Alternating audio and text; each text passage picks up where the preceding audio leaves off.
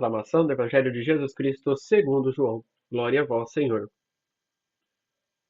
Naquele tempo, a multidão que tinha ficado do outro lado do mar viu que aí havia só uma barca. Viu também que Jesus não tinha subido na barca com os discípulos e que tinham ido sozinhos. Então chegaram outras barcas de Tiberíades, perto do lugar onde eles tinham comido o pão.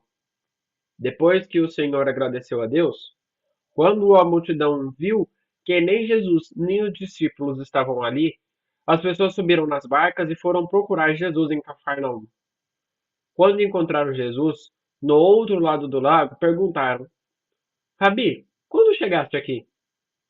Jesus respondeu: Eu garanto a vocês, vocês estão me procurando, não porque viram os sinais, mas porque comeram os pães e ficaram satisfeitos.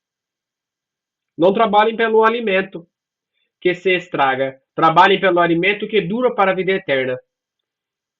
É este o alimento que o Filho do Homem dará a vocês, porque foi ele quem Deus marcou com o seu selo. Então perguntaram: O que é que devemos fazer para realizar as obras de Deus? E Jesus respondeu: As obras de Deus é que vocês acreditem naquele que ele enviou. Palavra da salvação. Glória a vós, Senhor. Meus irmãos e minhas irmãs, que as palavras do Santo Evangelho perdoem os nossos pecados. Amém. Caríssimos irmãos e irmãs, a nossa forma de agir, de pensar, de se comportar, de se mostrar, de se aparecer, de viver, resumidamente como todo, é totalmente diferente da forma como Jesus age, vive, né, come, totalmente diferente.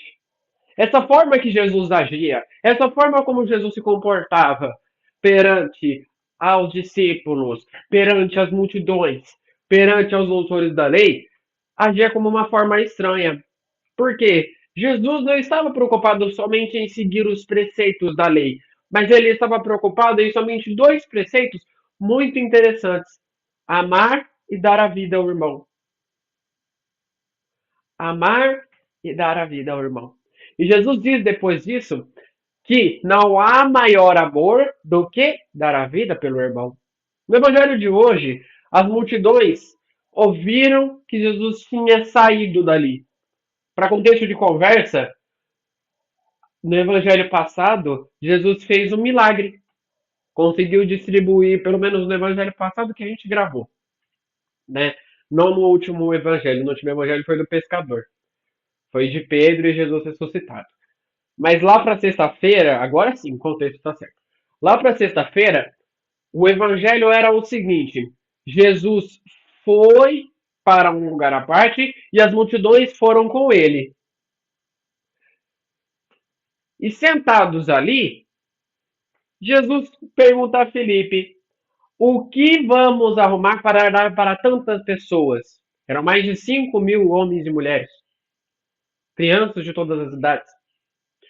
E Felipe falou: Nem mesmo o salário de todas essas pessoas daria conta de arrumar comida para todo mundo. E aí Jesus mandou todo mundo se sentar, distribuiu os pães, pegou os pães de um garoto, partiu, distribuiu entre eles e o milagre aconteceu. Os pães se multiplicaram junto com os peixes e as cestas se encheram 12 com os restos dos pedaços. Caríssimos irmãos e irmãs, o evangelho de hoje é a continuação deste evangelho. Após tudo isso, após todos esses milagres acontecerem, Jesus sai dali, sem ninguém perceber. E esse é o maior erro que nós temos, seja na vida cotidiana, seja na igreja. Muitas das vezes, Jesus faz ações da nossa vida e nós não percebemos. Estamos tão atarefados com as coisas do mundo e a gente não percebe. Vejam como o evangelho de hoje. Jesus sai do lugar onde estava e as multidões não percebem. E detalhe, não vai só ele. Vai ele e os discípulos junto. Quando eles vão procurar a barca onde Jesus estava, Jesus não estava na barca. Estavam somente os discípulos. Eles foram caçar Jesus, Jesus já estava do outro lado do mar. Intrigados perguntaram: Rabi, como que você chegou aí? Teleportou?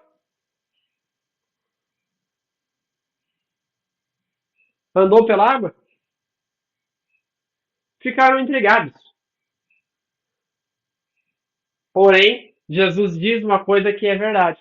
Em verdade eu vos digo: vocês estão procurando não do pão que eu darei, mas do pão que deixou vocês saciados, do pão que eu multipliquei. Em verdade eu vos digo: aquele pão que eu darei, que o Filho do Homem dará, vale bem mais do que este pão que vocês comeram.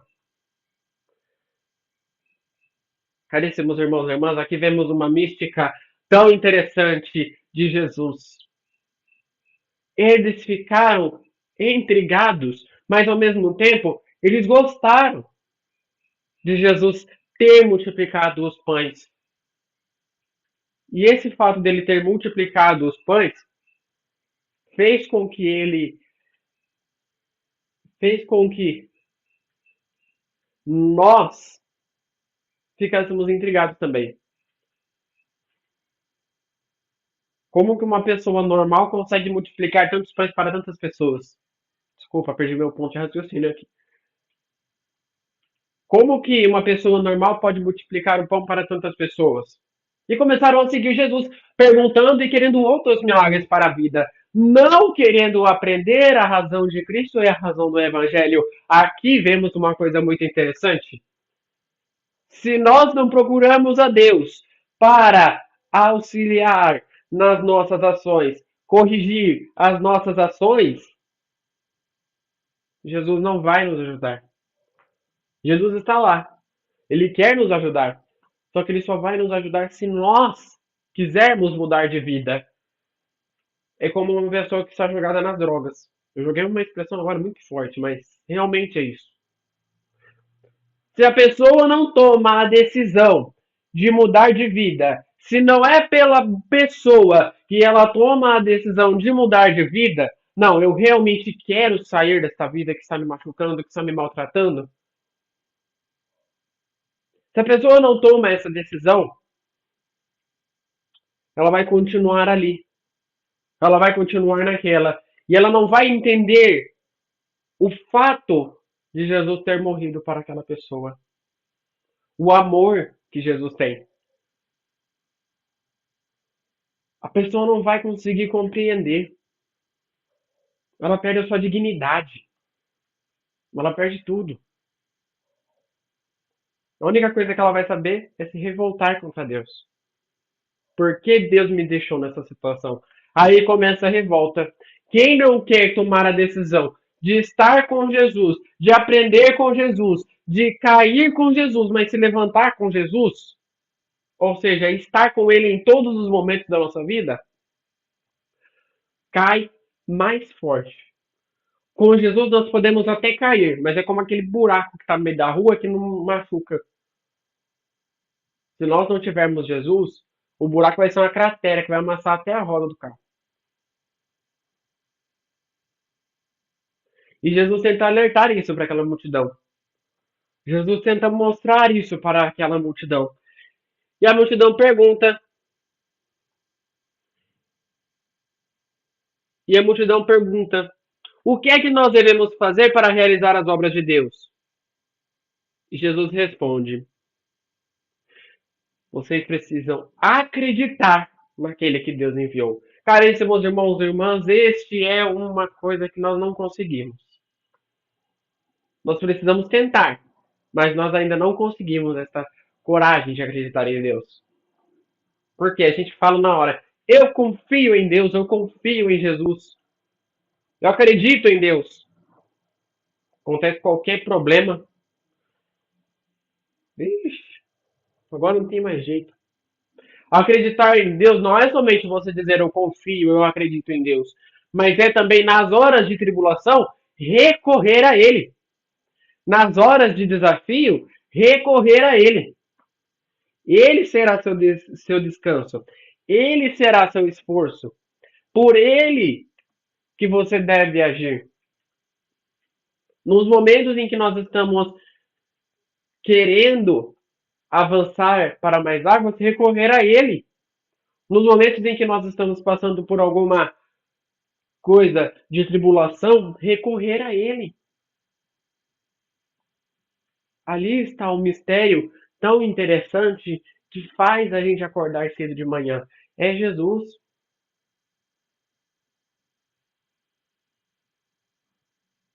Se no evangelho de ontem nós estávamos vendo sobre este amor, no evangelho de hoje nós estamos vendo que para buscar este amor, nós precisamos partir do ponto da nossa decisão. Eu quero mesmo estar com Jesus? Porque se eu disser sim, eu vou estar aceitando todos os desafios que esta missão me acompanha.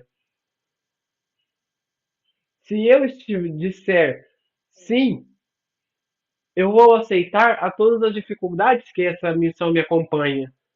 Mas eu também vou aceitar a todas as recompensas que essa missão me dá. Você quer estar mesmo com Jesus? Rezemos juntos. Pai nosso que estais no céu, santificado seja o vosso nome. Venha a nós o vosso reino. Seja feita a vossa vontade, assim na terra como no céu. O pão nosso de cada dia nos dai hoje.